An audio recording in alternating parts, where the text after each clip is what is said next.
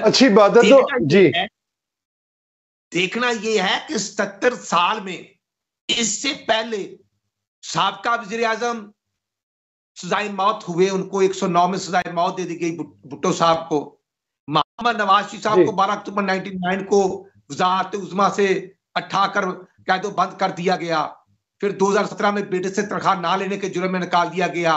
उसके बाद बहुत कुछ होता रहा, लेकिन किसी पार्टी के कारकुनों ने जुर्त की कि वो बानिए पाकिस्तान या कोर कमांडर आफत पर हमला करे और वहां पर खवातीन पर भी तशद्दुद करके और वहां पर आग लगा दें, शोहदा की यादगारों को गिरा दे, GHQ पर हमला कर दे, सरगोदा और मियां वाली की एयर बेसिस पर हमले कर दें और तकरीबन 190 पॉइंट पर एक ही टाइम में अटैक हो।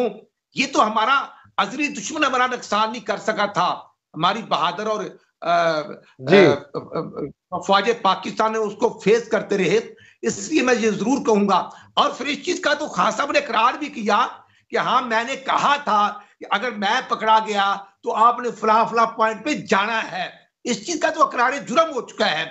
इसके बावजूद मैं समझता हूं कि कारकुनों की सजा को माफ करना खुश आइंदा अच्छी बात है, लेकिन इन फ्यूचर अगर ये सजा होगी, माफ कर दिया जाएगा, तो फिर कल मैं समझता हूं कि कोई जत्था उठेगा, कोई 2000 का, कोई 1000 का, कोई 1500 का, कोई 5000 का, तो फिर वो अटैक करेगा।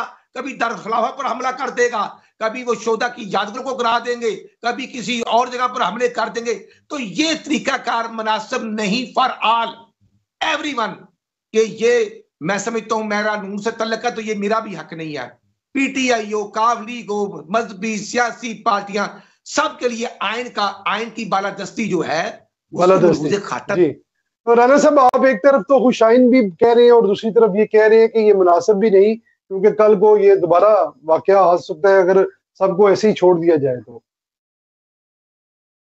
जी, मैं इसलिए कहता हूं कि अगर एक मंसूबा प्लान करने वाला शख्स एनी हो, वो कोई भी हो जी, उसको कोई नहीं पूछेगा, और जो वहां पर वर्गलाने के बाद लोग जाते हैं उनको सजा होती है, तो गुरुवार तो वो भी है, लेकिन उनसे ज्यादा वो है जो मूवर होता है, जो मुर्तकब होता है, जो किसी चीज की तरफ करने की बनता है।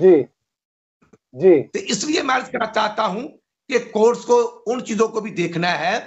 और ठीक हो गया राणा साहब, बिल्कुल आपकी बात दुरुस्त है। यहाँ मैं दूसरा सवाल भी ऐड कर ले तो फिर बाब साहबा की तरफ चलते हैं।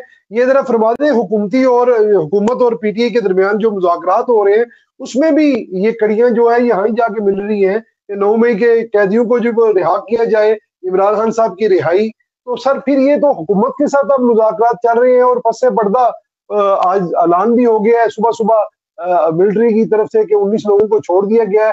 क्या ये मुज़ाकरात जो है ये मतलब ये पहले तयशुदा कोई चीज मामला हो चुकी है जो मतलब आहिस्ता आहिस्ता मतलब किया जा रहा है? इमरान खान साहब भी रिहा हो जाएंगे जो मुतालबा उन्होंने रखा हुआ है?